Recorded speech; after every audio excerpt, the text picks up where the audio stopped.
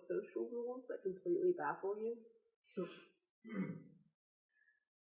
you want to go first? No, go ahead.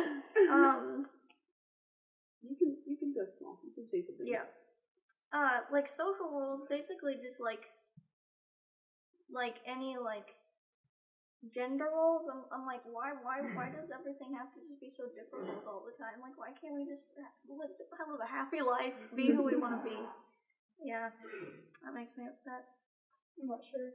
I think it really frustrates me that like burping is rude. Right? It is. Like, it's so normal. Just like it's like sneezing, and you're just like, excuse Yeah, me. So does that mean farting would be accepted too? I don't know. See, like, I feel like you've gotta struggle there, but like everyone says they're the same, and I'm like, they're not. They're not. Well, they sort of are. They're just coming from different ends. But one's from your stomach, and the other's totally other places. Mm-hmm. And your stomach's just nice. I also feel like you're not gonna have to deal with like a smell.